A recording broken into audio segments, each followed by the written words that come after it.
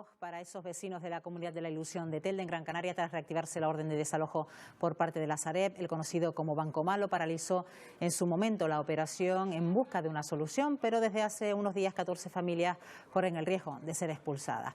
A su lado ha estado el sindicato de inquilinas de Gran Canaria, que velan por impedir desahucios forzosos abusivos y asesorar a ciudadanos que se puedan encontrar en una situación tan delicada como la de estos vecinos de Telde y como la que en su momento vivieron las hermanas Nereida y Natalia y sus hijos, que también han vivido un proceso de desahucio. Esta mañana se encuentra con nosotros Isabel Saavedra, que es portavoz y asesora legal del Sindicato de Inquilinas de Gran Canaria. Señora Saavedra, ¿qué tal? Muy buenos días. Buenos días. Hola, ¿qué tal? Buenos días. Bueno, seguimos muy pendientes de este último caso, el de la comunidad de vecinos La Ilusión de Telde, 14 familias afectadas por una amenaza de desalojo. Le dieron un mes de plazo, ese mes ya va descontando, señora Saavedra. ¿Ha habido algún avance en estos últimos días? Bueno, en principio el avance es que se haya podido suspender ese juicio. Recordar que es un juicio por la vía penal, porque ya el que se había iniciado por la vía civil por parte de la Sareb, del conocido como Banco Malo, pues sí habíamos podido sentarnos para intentar llegar a un acuerdo y sorprendentemente llegó este juicio penal, que es el que se ha suspendido, para seguir negociando durante este plazo. Entendemos que sí, el Gobierno de Canarias y el Ayuntamiento de Telde estaban comprometidos en ello y entendemos que la cosa al final saldrá bien. Claro, porque si no, ¿cuáles son las circunstancias en las que se encontrarían esa docena de familias, señora Saavedra? Porque estamos hablando de unas familias que tienen una situación muy particular. Pues son familias especialmente vulnerables, tanto por la falta de ingresos económicos o escasos ingresos económicos y también porque se trata en la mayoría de los casos de madres solas con sus niños, ¿no?, con menores de edad. Entonces sería imposible pensar que todas estas familias pudieran quedar en la calle sin una solución habitacional. Las administraciones públicas están obligadas a localizar esa situación habitacional y hasta que eso no se produzca, el juzgado desde luego debe suspender para que no se queden en la calle, cosa que no ocurrió en el otro supuesto que comentaban de Nereida, ¿no?, y de su hermana, que fueron a desahuciarla sin aviso previo, ¿no? En el caso de la comunidad de La Ilusión sí que hubo un procedimiento previo donde se intentaba buscar una solución para estos vecinos. ¿Por qué no llegó esa solución? En el caso de La Ilusión se notificó, se le dio la posibilidad de personarse con abogado y procurador en el juzgado y explicar cuál era su situación y se quedó suspendida, repito, la vía civil. Luego, no sabemos por qué, se presentó una demanda por usurpación, es decir, por un delito leve penal. En el otro caso de Natalia no sabemos tampoco por qué, se le fue a desahuciar con apoyo además de la policía local del Ayuntamiento de Las Palmas de Gran Canaria, como si fueran delincuentes. Esto es absolutamente inaceptable. Estamos investigando qué fue lo que pasó, por si hay que elevar quejas incluso al Tribunal Superior de Justicia o a la Secretaría de Gobierno del Tribunal de Canarias. Es que fue especialmente llamativo ese caso que usted ha nombrado, señora Saavedra, el caso de las hermanas Nereida y Natalia Espino, porque fueron estafadas y luego desalojadas con una orden a nombre de otra persona. Ha sido un caso lleno de irregularidades.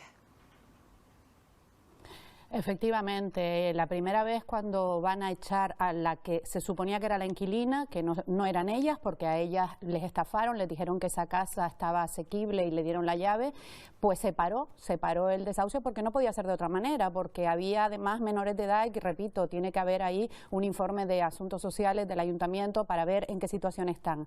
Y eso pues nos reconfortó hasta cierto punto el que se pudiese parar para ya después buscar una solución. Esa solución nunca llegó. El Ayuntamiento de Las Palmas de Gran Canaria se negó a darla directamente y entonces pues empezamos a poner en marcha otro tipo de medidas, pero en la que estábamos en eso, intentando con el Gobierno de Canarias buscarle una vivienda, aparecieron de repente por la fuerza, repito, la Comisión Judicial con Policía Local, con los Goya y bueno, aquella calle parecía que estaban poco menos que se estaba produciendo un delito flagrante, cuando no era así. Estaban estaban los niños en el colegio, por suerte, y estas madres estaban arreglando matrículas de colegio para sus niños y otra todavía en casa porque era muy temprano por la mañana. No nos dio tiempo a reaccionar como sindicato, pero desde luego a partir de ahí sí que reaccionamos. Estas personas ahora están realojadas gracias al sindicato de inquilinas y no a las instituciones públicas. Desde aquí hago un llamamiento a que se pongan las pilas, que lo que está pasando en Canarias es muy grave y que desde luego no puede seguir la situación de la vivienda como está ahora mismo. Y sobre todo porque los protocolos de desahucio llevan unos pasos, también llevan unos plazos, señora Saavedra, y hablamos incluso de familias donde con menores a su cargo, donde no se les puede echar de su casa. ¿Cómo funciona el protocolo en estos casos? La ley es muy clara. Cuando existen unas personas vulnerables, ya no solo menores de edad, sino personas mayores de edad con problemas de enfermedades, incluso cuando estamos hablando de personas que no tienen dinero para pagar una casa, lo que hay que hacer siempre es pedir ese informe a servicios sociales del ayuntamiento o de la administración que corresponda. Y el juzgado debe paralizar normalmente por un mes, pero que puede llegar a ser de 3 meses la suspensión. Y ahí hay que buscar una solución habitacional. Nadie se puede quedar en la calle, y muchísimo menos si hay menores en este país, en España. Es decir, se está incumpliendo cuando se está desahuciando a familias sin buscarle esa alternativa. ¿Qué problema tenemos? Pues que las administraciones se ven incapacitadas porque carecen de vivienda social, carecen de vivienda asequible. Y entonces nos devuelven la pelota y en el sindicato tenemos que buscar la manera de realojar a estas familias. Pero esto es una irregularidad. Son, repito, las administraciones públicas quienes están obligadas a hacer cumplir con este derecho. Precisamente ahora estamos en un momento de cambio, señora Saavedra, en todas las administraciones, tanto locales como insulares, también gobiernos de Canarias, todas en general, hasta el Estado, con lo cual imaginamos que estarán muy pendientes desde el sindicato de inquilinas para ver por dónde pues, se van conformando los nuevos equipos, porque el problema de la vivienda, ustedes insisten, es una prioridad o debería serlo, ¿no? Es la prioridad de nuestra democracia. Entendemos que en el siglo XXI el mayor problema que tiene ahora mismo la democracia es la falta de vivienda, porque no se han hecho bien los deberes, porque se ha tratado la vivienda como un privilegio, se ha especulado con ella y no se han preparado las mimbres para que exista esa vivienda que yo decía antes, pública, asequible, que la gente pueda pagar.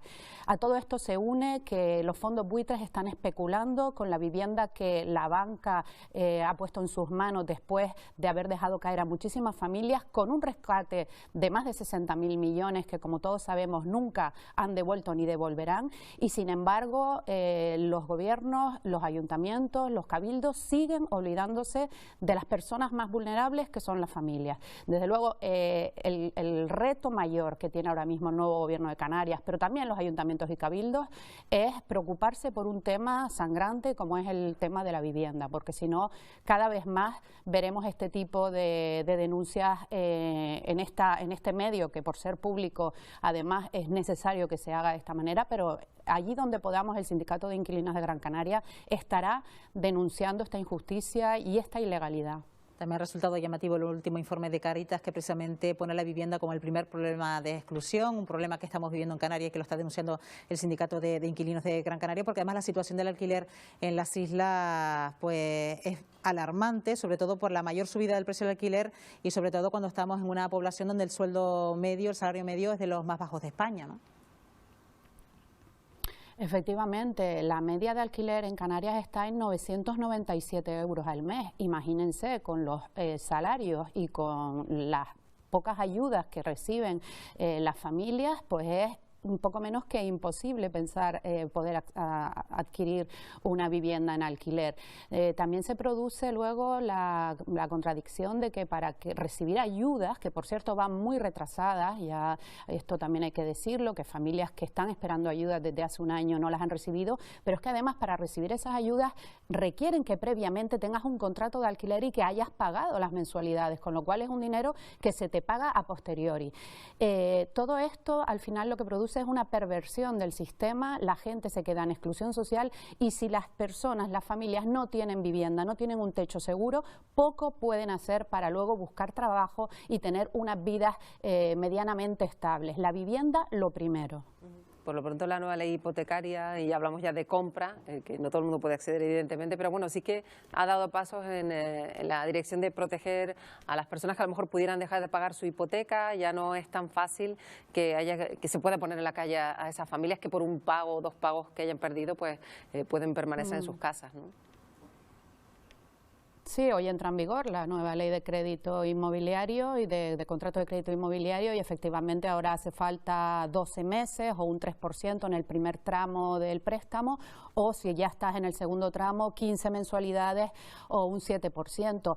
Es una manera de, bueno, también de regular lo que se nos venía pidiendo a España desde Europa, ¿no? Y es que no se podía echar una familia porque dejara de pagar 3 meses en un contrato a lo mejor de 30 años. Era totalmente desproporcionado. No existía un justo equilibrio entre las partes, ¿no? Esta ley que entra hoy en vigor es importante, pero como decía usted muy bien, solo para propietarios. Y el problema que tenemos, y que para mí no es un problema si existiera vivienda asequible, vivienda en el mercado, es que cada vez menos gente puede acceder a la propiedad y sí al alquiler. Y eso lo que está provocando es que la especulación pase de lo que era el mercado hipotecario al mercado inmobiliario, y no solo por el alquiler turístico, que también es importante regularlo, sino también porque muchos edificios que fueron, repito, adjudicados a banca y a entidades financieras ahora han pasado a manos de fondos buitres que lo que quieren es especular. Son grandes tenedores, son edificios enteros en manos de grandes tenedores, sobre todo de Blackstone, que es la más conocida, y ellos lo que quieren es especular, y por eso suben los precios. Pues Isabel Saavedra, portavoz y asesora legal del Sindicato de Inquilinas de Gran Canaria. Gracias por habernos acompañado esta mañana. Buenos días. Gracias, muy buenos días. De nada a ustedes.